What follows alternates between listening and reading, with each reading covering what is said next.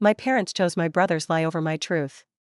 He called me a thief, they called me a disgrace. 5 years later, I walked into the family reunion wearing his ex-wife's necklace. I'm Marla, 33 now. I grew up in Lexington, Kentucky. One of those tree-lined neighborhoods with American flags out front and everyone pretending everything was just fine behind closed doors. We had the usual suburban rituals: Sunday morning pancakes, piano lessons, forced smiles for Christmas cards. My parents, both teachers, believed deeply in discipline, reputation, and family unity. Which meant, don't embarrass the family. Don't make waves. Don't be inconvenient. My older brother Zachary could do no wrong. Blonde-haired, football-playing, charming to adults type. When he sneezed, Mom brought out the humidifier and Vicks. When I got the flu, I got a pat on the back and instructions to not miss school. He was the sensitive one, I was too serious. He coasted through school with BS and my parents proudly declared him a natural leader. I brought home straight A's and got a distracted "that's nice, honey." I don't want this to sound bitter. I lived with it. I kept my head down, did well, got my degree, and planned a quiet life. It wasn't until my mid-20s that the scales finally broke, not just tipped. And what broke them was a necklace. It's strange, writing this all out. Even stranger how something as small as a piece of jewelry can take a match to everything you thought was solid. Zachary married this woman named Talia when I was 24. He was 28. She was the kind of woman who carried herself like a museum painting: perfect hair, polite small talk, never a single wrinkle in her clothes. I didn't dislike her. In fact, I kind of liked her. She was sharper than she let on, clever with subtle sarcasm, and we had good conversations whenever we ended up alone. She worked in corporate PR, so it made sense she could perform so well in front of the family. I'll never forget the necklace. A gold chain with a single sapphire pendant. Not ostentatious, but tasteful and clearly expensive. I noticed it the first time she wore it. I complimented it. She smiled and told me it had been her grandmother's gift for her wedding, sentimental, priceless. I said something like, "It's beautiful," and she replied, "You'd look good in something like this." The dinner it went missing wasn't anything special. Just a regular Sunday family dinner at our parents' house: baked chicken, green beans, dry conversation. There were 9 of us total that night: Mom, Dad, me, Zachary and Talia, 2 cousins from Mom's side, and an aunt and uncle in town from Cincinnati. I remember the moment so clearly because it was so ordinary. I went upstairs to grab my coat from the guest bedroom. That's it. I didn't even use the bathroom. I said goodbyes, hugged Talia, complimented her earrings, and left. 2 days later, I got a phone call from Zach. "Hey, Mar," he said. His voice was weird, flat, rehearsed. "Listen, weird thing. Talia's necklace went missing after dinner. You were upstairs for a bit, right?" I laughed. Like, fully laughed. I thought he was making a bad joke. "Okay, what are you implying here?" "Not implying anything," he said quickly. "Just, you were the last person up there. Maybe you saw it or something?" He kept his tone light, but there was an edge to it. I felt it. That tiny twist in the air when someone's already decided you're guilty and is pretending to give you a chance to confess. I told him I hadn't seen it, hadn't touched it, and had no idea what he was talking about. He sighed, said he'd let me know if it turned up, and hung up. That evening, my mom called. It wasn't her normal warm voice. It was clipped, hesitant. "Marla, sweetie. Zach told us about the necklace." "Yeah? And?" "Well, Talia says she left it on the bathroom sink. It's gone. And you were the last one up there." My jaw dropped. "Are you serious? You think I stole it?" "No one's accusing you. We're just trying to figure things out." That was the moment I knew. They believed it. I tried to explain. I didn't even go to the bathroom. I grabbed my coat and left. Maybe someone else went up after me. Maybe it fell behind something. Maybe the cleaning lady accidentally took it. My dad got on the phone. "Just tell us the truth, Marla. If you took it and you're afraid, we can fix it. But lying just makes this worse." I couldn't speak. My hands were shaking. "Wow," I whispered. "You really think I'd steal from my own family?" Sometimes people do strange things under stress, Mom said gently. I didn't go to another family dinner after that. I was furious, but underneath the anger was a kind of hurt I can't even describe. They hadn't asked me if I did it. They asked why I did it. They didn't defend me. They didn't even consider I might be telling the truth. And Zach, my brother, let it happen. No, she'd never do that. No, we've known her all our lives. Just quiet suspicion and faux concern. I tried to keep my life going. I was in grad school at the time, working part-time at a community center. Every day felt heavier. A few people from our church stopped returning my texts. One of them, someone I'd known since youth group, actually told a mutual friend she couldn't be around someone who steals from family. Talia never called me. Never texted. Nothing. Eventually, I stopped reaching out to any of them. My mom sent a Christmas card that year. No note, just a signature. My dad didn't even sign it. Zach didn't bother at all. The family group chat? I left it. Nobody reached out. A month later, I moved to Nashville. No goodbye dinner. No visit from anyone. I finished school, got my license, and started working in mental health counseling. I made new friends, built a new support system. I blocked Zach on everything. Removed myself from every group photo on social media that included them. I rebuilt my life quietly. And for 5 years, I said nothing. Then came the reunion invite. It wasn't from my parents. It was from my cousin Lacey. She was always a little more observant than the rest. She messaged me on Facebook. Hey. I know it's been a while. I just want you to know, you're welcome. I miss you. I didn't answer right away. I stared at that message for a week. Then I replied, did they ever find the necklace? She replied within minutes. I'll explain when I see you. I agreed to come. But that wasn't the moment everything changed. That happened the week before the reunion, at a used bookstore in East Nashville. I was browsing poetry when I heard someone say, Marla? I turned around and saw Talia. She looked different. Smaller. Like the shine had been taken out of her. No makeup. Flat hair. Old coat. She smiled nervously. I was hoping I'd run into you someday. I didn't say anything. I didn't trust myself to. She reached into her coat and pulled out a small black velvet box. I found this 2 years ago. A friend helping me move furniture found it behind the dresser. I never knew it had fallen there. She opened it. The necklace. I wanted to call you. I just didn't know how. I nodded slowly. We're divorced now, she added. He cheated. With our next-door neighbor. Moved out, drained our account. You were right about him, even when I wasn't. I took the necklace, thanked her, and left. I didn't need closure. I didn't want her tears. I just needed that box. And I knew exactly where I was going to wear it. The day of the reunion came with a kind of nervous energy I hadn't felt in years. I wasn't shaking, but my body hummed with adrenaline. I stood in front of the mirror in my apartment for way too long, adjusting the necklace just so, pulling my hair back to make sure it was visible, prominent, even. Not flashy, not screaming for attention, just there. The necklace wasn't just jewelry anymore. It was proof. Not just that I hadn't lied, but that I'd been sacrificed on the altar of convenience. I didn't need a dramatic speech or some movie-style confrontation. I just needed to exist in that space again. Wearing it. The reunion was being hosted at my Uncle James's farmhouse just outside of Bardstown. I'd only been there a handful of times, but the long gravel driveway and creaky wraparound porch hadn't changed.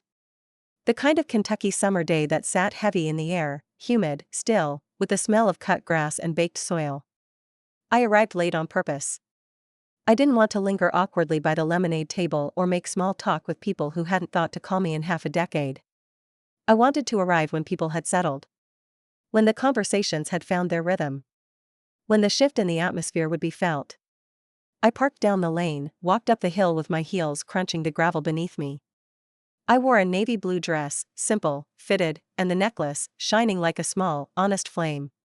When I stepped onto the porch and into the crowd, the effect was immediate. Silence. Not total, but the kind that stretches just long enough to be uncomfortable. Heads turned. Eyes widened. A few mouths opened slightly.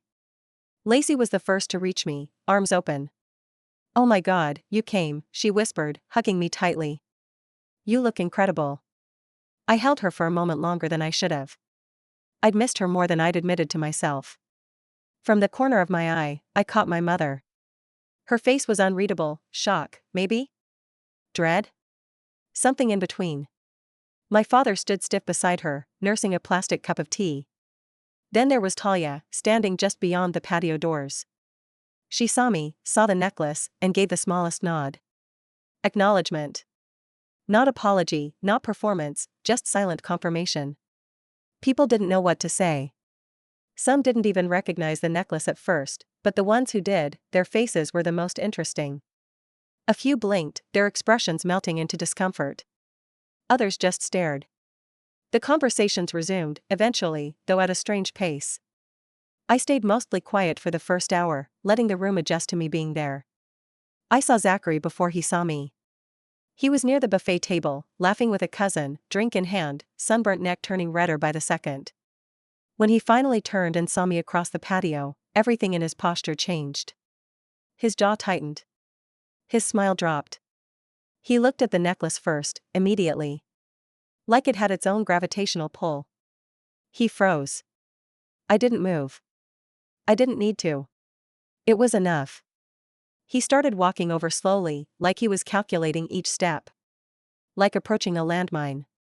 I turned toward the drinks table and acted like I hadn't noticed him. But he got there anyway. "Marla," he said. He sounded like he was trying to find a version of my name that didn't have history attached to it. "Zachary," I replied without turning. I poured myself a ginger ale. "I didn't expect you to come."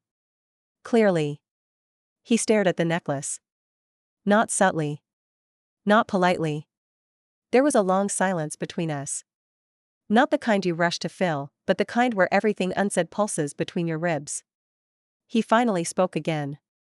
"So, Talia told you?" "She didn't need to." I finally looked at him. The truth doesn't need a script. He opened his mouth, closed it.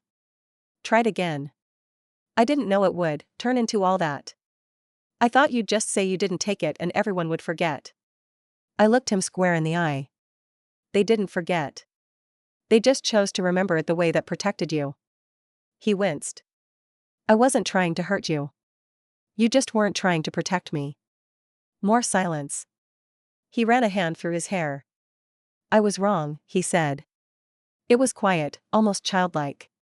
I gave him a small nod. "I know. I didn't forgive him. Not at that moment. Maybe not ever. But I wanted him to see it. I wanted him to feel the weight of the necklace the way it had weighed on me for 5 years." He turned away first. He walked back toward the crowd, slower now. Quieter. I let the moment settle. I sipped my drink. I stood alone by the porch swing and watched my family move around each other like nothing had happened. But something had. And I wasn't done yet. Aunt Loretta was the next to approach me. She moved like she was walking through water, slow, unsure. She wore the same pink lipstick she always did, the one that left a print on every glass and cheek she touched. She stopped about a foot away from me and tilted her head. "I didn't know you were coming," she said. "I wasn't sure I would," I replied, keeping my tone neutral. She looked down at the necklace. Her lips parted, but nothing came out for a second. Then, softly, "Is that?" "It is." She nodded slowly, her eyes not leaving it. I watched her take in the sight like it was some kind of ghost. "I always thought something didn't add up," she said after a moment. "But your mother, she was so certain. She said you'd been having financial trouble." That maybe it had been a moment of desperation. I let that sit in the air between us. "I wasn't," I said.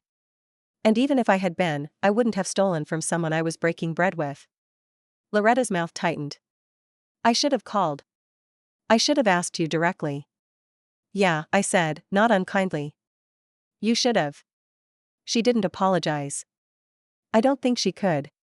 But she reached out and gently touched my arm. That was more than most had offered. Behind her, I saw my father. He hadn't moved from his spot next to the garden trellis. He'd always done that at family gatherings, found a fixed point and stayed there, as if being a bystander exempted him from responsibility. Our eyes met, and for a second, he gave the smallest nod. I didn't smile back. As the evening wore on, people started to adapt to me being there.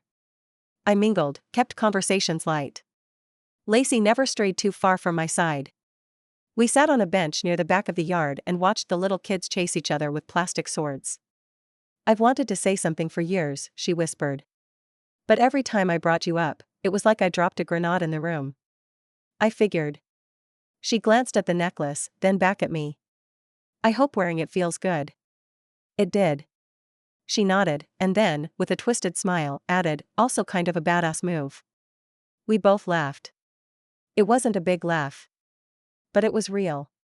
After a while, I excused myself and made my way into the house. I wanted to walk the upstairs hallway again. The place where it all started. The guest bedroom was still there, same beige carpet, same lopsided lampshade. I stood in the doorway, remembering the night I'd gone in, picked up my coat, and walked back down those stairs, completely unaware of what had already been set in motion. I heard footsteps behind me. I turned, expecting maybe Lacey or one of the younger cousins. But it was my mother. She was still beautiful in that cold, tightly wound way. Her hair was perfectly styled, her blouse crisp. But her face looked older. Worn. "Marla," she said, stepping into the room with me. I didn't say anything. She stood across from me, eyes on the necklace like it was a knife. "I suppose Talia told you," she finally said. She gave it back. "A beat. And you chose to wear it here." "I did." Another pause. "You could have called," she said quietly. I blinked. "You could have believed me." Her lips pressed into a thin line. It was a hard situation. We didn't know what to think. "No," I said, voice flat. "You did. You just didn't want to risk being wrong about Zachary. So you decided it was easier if I was guilty." She flinched, just slightly. "I thought I was helping you," she said, like the words were foreign in her own mouth. "You thought you were helping him. You thought if we could all get past it quietly, the family wouldn't look bad. You traded my name for his comfort." She swallowed hard. "You don't know how complicated it was." "It wasn't," I said. "It was simple. You just didn't choose me." Her eyes glistened, but she didn't cry. "I missed you," she said, barely above a whisper. I turned slightly, looking toward the hallway, the stairs. "You missed the version of me that never asked you to choose." I walked past her. She didn't follow. Back downstairs, the night was winding down. People were eating pie, folding lawn chairs, wiping off counters. Zachary sat alone near the edge of the porch, staring off into the field like he was waiting for a sign from God. I didn't go to him. Instead, I stood on the steps and watched the family drift around me, smiling and saying their goodbyes. Some gave me awkward hugs. Some avoided my eyes. But many, more than I expected, lingered. They asked me how I was, what I was doing now, how Nashville was treating me. As if trying to rethread the connection after years of letting it unravel. I wasn't sure how I felt about it yet. I still don't. But I stayed. Not for them. For me. The sun had started its slow descent behind the trees, casting everything in a warm, orange glow, the kind of light that made even the worn wood of the porch and rusted truck tires look poetic. But I wasn't feeling poetic. I was feeling resolute. I hadn't come here for apologies. And I certainly hadn't come to fix anything. I had come to stand in the same place where I was once reduced to a whisper of who I was, and this time I came to speak at full volume, even if I never said a word. The necklace rested on my collarbone, cool against my skin, an emblem of every quiet injustice I had swallowed.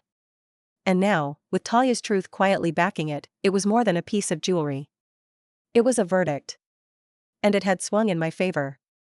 I made one more slow walk around the backyard, just enough to let people see me, and it was obvious now, I was being talked about again. But the tone had shifted. It wasn't judgment. It was tension mixed with curiosity. Regret, maybe. Guilt was an undercurrent. I could see it in the way my Aunt Carol kept nervously adjusting her wine glass, and in how Uncle Dave couldn't quite look me in the eye as I passed. I could feel Zach's gaze burning into me from the corner. He'd barely moved from his spot. The moment I turned slightly, our eyes met again. He looked exhausted. Deflated. Good. I didn't give him a smile. I gave him silence. Let that sink in. I walked to Lacey, who was helping Aunt Loretta put away the dessert trays. I think I'm going to head out, I said quietly. She looked at me like she wanted to say more. Maybe she did. But instead, she just gave me that familiar little grin, the one she used to make when we were kids hiding in the coat closet during long family prayer nights. You did what you came here to do, she said. And she was right.